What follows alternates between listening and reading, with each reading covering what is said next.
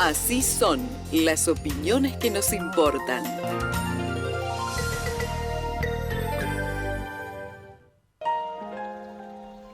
Antes, después, eternamente, hay un lugar que nos permitirá encontrarnos.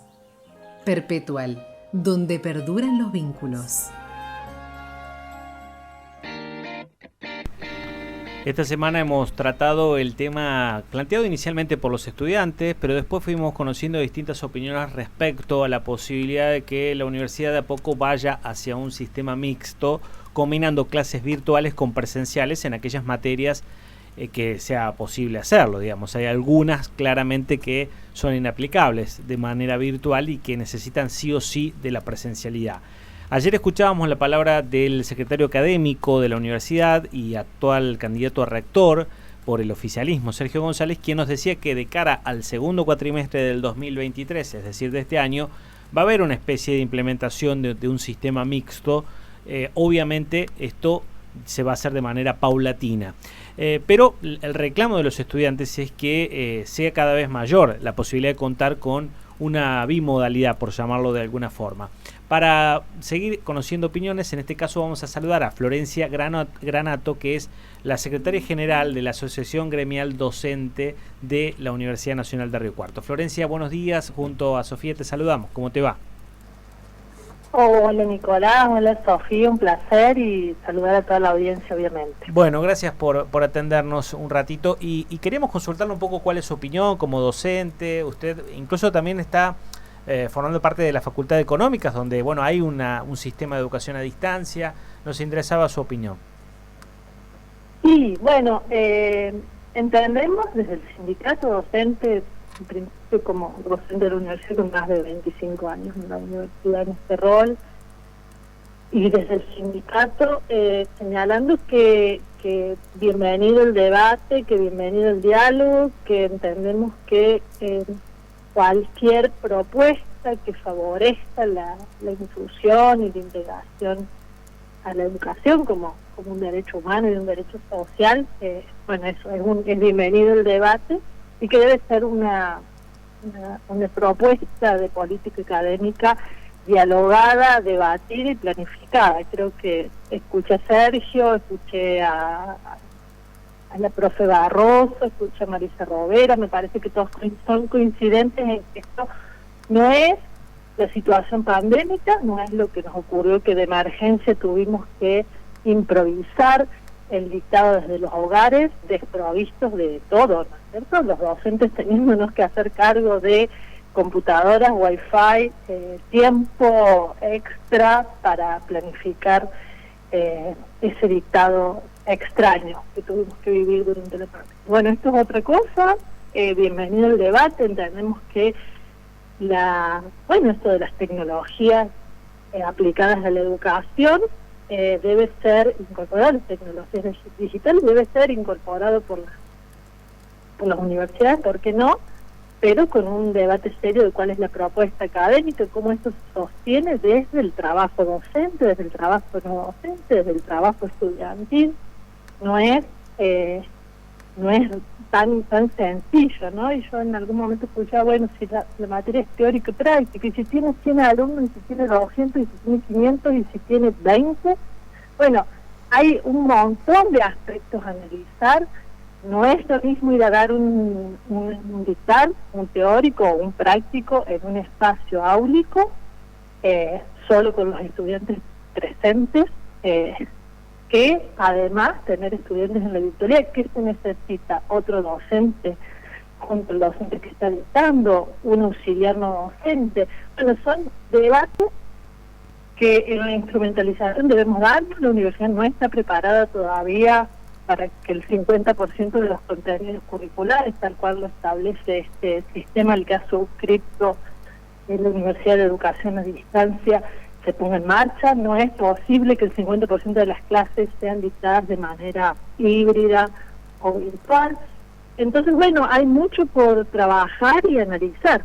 Para los docentes implica, sin duda, un cambio en las condiciones de trabajo, y por eso también el sindicato, en su rol de representante de los y las trabajadoras docentes, debe ser parte de la discusión. Y también entendemos que hay, bueno, esto que creo que ustedes han comentado en programas anteriores, hay experiencias ya. La Universidad Nacional de Córdoba está cerquita y hay muchos estudiantes de Río Cuarto que van a la Universidad Nacional de Córdoba, han experimentado qué es esto de la hibridez, qué es esto de que en realidad no se les permite ir a la presencialidad, sino que tenga que ser sí o sí mediada el dictado de clases. También conocer la opinión, conocer los números, los datos, hacer una evaluación seria, ¿no es cierto?, de los lugares y las formas en que fue instrumentalizada, inclusive en universidades del conurbano, etcétera, hacer una evaluación seria de todo eso y saber qué es lo que tenemos que tratar de no hacer para llegar a mejores resultados y qué es lo que sí se puede realizar en nuestro contexto, que es otro, obviamente, pero que vale la pena que lo discutamos. Florencia, entonces creería que si esto se llegara a implementar, los docentes y no docentes tendrían que tener una remuneración extra.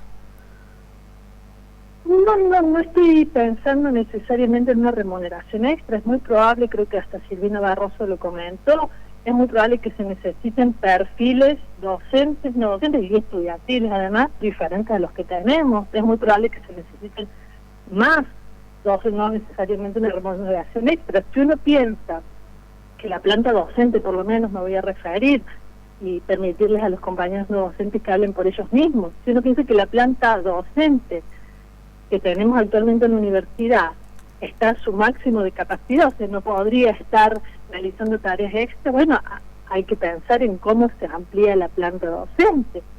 Me preguntaba Nicolás ahí de la experiencia en económica. Bueno, sí, justamente desde el 2003 se dictan las materias de las 3 carreras también en la modalidad distancia, que no es lo mismo que la hibridez. Entonces tenemos que además precisar de qué estamos hablando cuando hablamos de un sistema mixto y demás. Bueno, los resultados de distancia en económicas en estos 20 años son malísimos.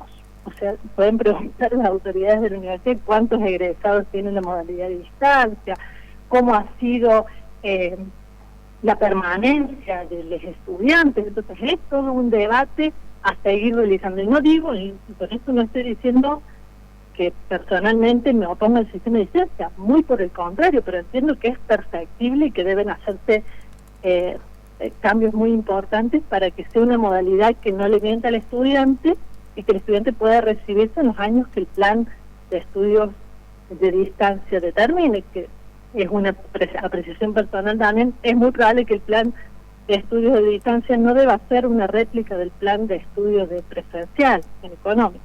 Bueno, y así podríamos seguir hablando. Yo digo, me parece que cualquier decisión, bueno, y Silvina Barroso creo que refirió, y en eso acuerdo con ella, esto de analizar la información que se tiene, ¿no es cierto? Hay información de la universidad local, hay información de otras universidades, y en base a eso hay que revisar, repensar y hacer un planteo integral de una propuesta que esté en línea con estas necesidades que se tienen desde todos los ámbitos, no solamente por un problema habitacional, que no entiendo que no vamos a dar una solución a un problema habitacional desde la universidad, ¿no es cierto?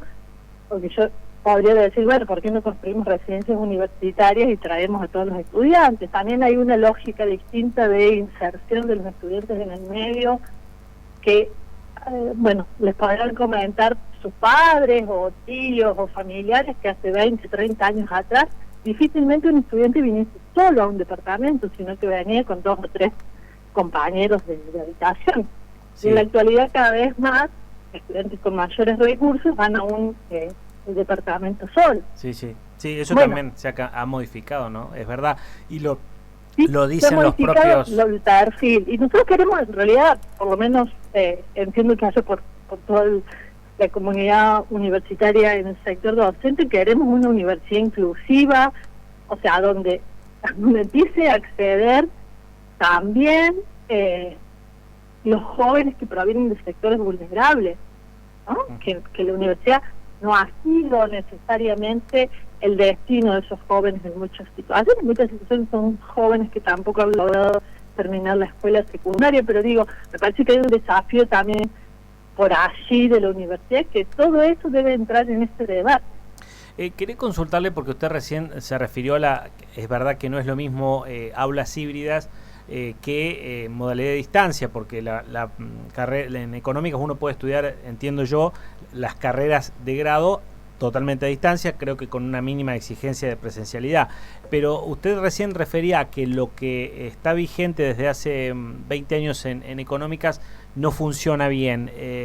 ¿Por qué? Y digamos, ¿qué cuestiones por allí habría que mejorar? Porque, digamos, lo destacan desde la conducción de la universidad como un mérito ser una de las pocas universidades, una de las pocas facultades de económicas del país que ofrece la modalidad de distancia.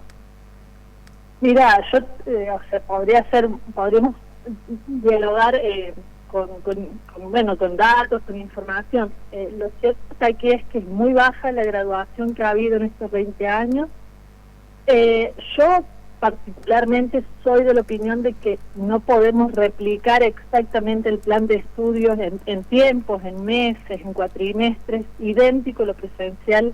O sea, no podemos pensar que un estudiante, que estudia o es jefe de familia, o madre o padre, como era en un momento el perfil, por lo menos ha cambiado también, ¿no? Pero era el perfil del estudiante de distancia, pudiese con esa carga estar haciendo 4 materias en el cuatrimestre con la misma exigencia que el presencial, ¿no? Pensando en estudiantes de 18, 17, 19 años que se dedicaban 100% por lo menos los primeros años de carrera. Entonces, bueno, ahí hay un análisis que hay que hacer. Por lo menos en ese momento, digo, como venía siendo distancia en económicas, el perfil del estudiante de distancia era distinto al presencial. Entiendo que cada vez se va a asemejar más, por eso que decimos, ¿no? Mayor disponibilidad de los medios digitales, y bueno, y estas dificultades, por ejemplo, habitacionales o económicas, de sostenimiento de una persona en otro lugar, fuera del hogar, etcétera, bueno, implica gastos, sí, inversión de las familias que a veces no pueden ser realizados. Entonces ya el perfil empieza a cambiar, el perfil del estudiante de distancia. Hasta ahora era un perfil que para mí el plan de estudio no debía ser exactamente igual que el presencial.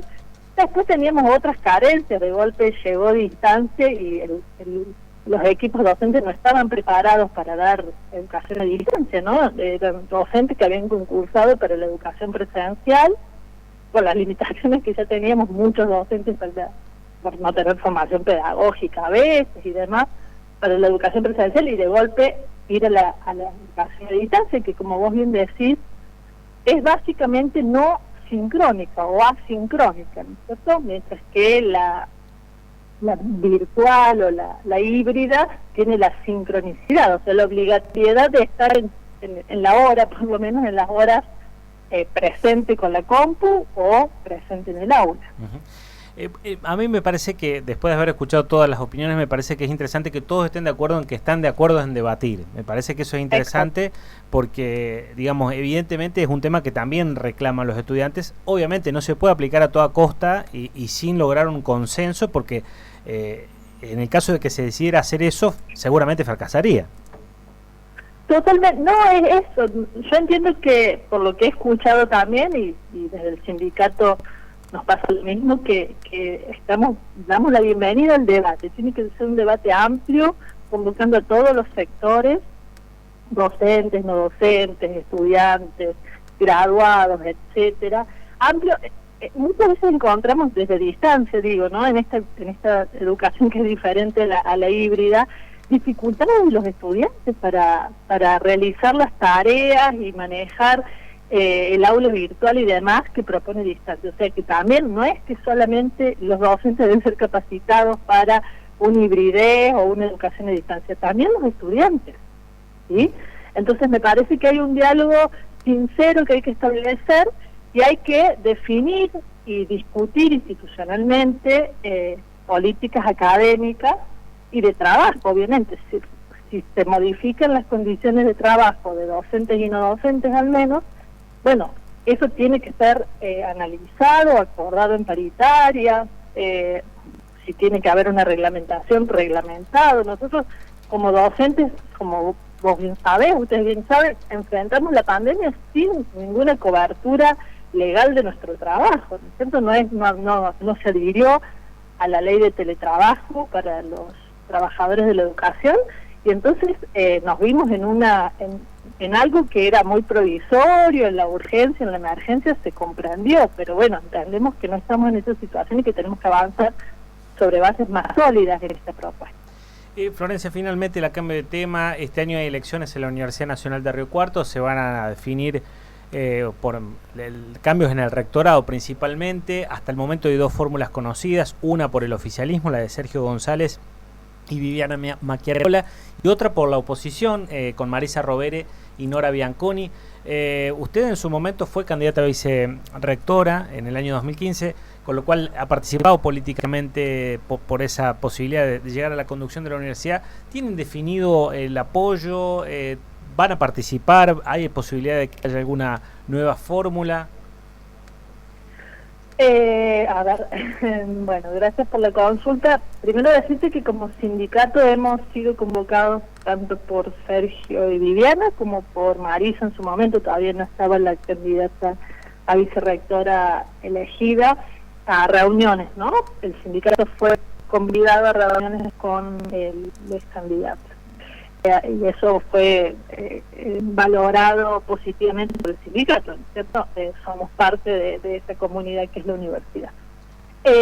Sobre posibilidades de otra lista, entiendo que no está definido, entiendo que ha habido constantemente reuniones, repensar, mirar la universidad desde distintos espacios políticos. Yo obviamente me inscribo donde fui candidata, ¿no es cierto?, junto a Marcelo Ruiz y todos los compañeros de aquel grupo político que condujo la universidad en su momento y siguen activos y pensando y trabajando en la universidad y por la universidad. Pero no hay definiciones, no se descarta, no se vuelvo a insistir, es un grupo que está activo y que está mirando la universidad y las perspectivas de la universidad de cara a estas elecciones y a futuro, obviamente. Y desde su punto de vista y al sindicato, ¿cuál cree que es la necesidad que principalmente tienen que abordar quien vaya a ser rector o rectora de la universidad? Bueno, me parece que estas temáticas, ¿no? Por ejemplo, que agradecemos también al Centro Estudiante de Humanas de haberla levantado, porque en realidad en otras universidades, digo, en Córdoba, por ejemplo, se impuso, ¿no? Medio como muy verticalmente desde la conducción de la universidad se obligó a docentes, a estudiantes, etcétera, a esa forma de dictado en el 2022. Agradecemos que se convoquen estos debates. Me parece que estos debates son los que deben permear a la universidad toda la realidad nacional, ¿sí? Desde lo productivo, la cuestión del extractivismo y la minería, cómo manejamos los recursos naturales, qué se aspira de un país soberano en ciencia y tecnología, las vinculaciones de la universidad con el sector público, con el sector privado, con las organizaciones sociales, con la economía popular. Son temas que no deben escapar a la universidad, ¿no? A la universidad en su cuerpo docente, en su cuerpo estudiantil, en su cuerpo no docente, el sector de graduados. O sea, la universidad tiene que ser parte de la sociedad y tener voz pública para aportar en ese debate de nación que queremos, ¿no? En términos soy economista, en términos económicos, hacia dónde vamos, cuáles son las problemáticas que tenemos que resolver como país. La universidad tiene que tener opinión, ¿sí? Esto no es partidario, sino que es desde lo ideológico y un posicionamiento político. Florencia, le agradecemos mucho este contacto, ha sido muy amable. Por favor, gracias a ustedes. Un saludo a la audiencia. Hasta luego. La palabra de Florencia Granato, es la secretaria general de la Asociación Gremial de Docentes Universitarios, además también es docente de la Facultad de Ciencias Económicas y en su momento fue candidata a vicerrectora en el año 2015, ¿sí? Con Javier Salminis, que era el candidato a rector. En aquel momento, perdieron con la fórmula del actual rector Roberto Rovere y del vicerrector actual Jorge González. Bueno, allí todavía no hay descartada una posibilidad de que haya una tercera fórmula para competir por el rectorado. Recordemos que hasta el momento son 2, la fórmula del oficialismo con Sergio González a la cabeza y la fórmula de la oposición con Marisa Rovera a la cabeza.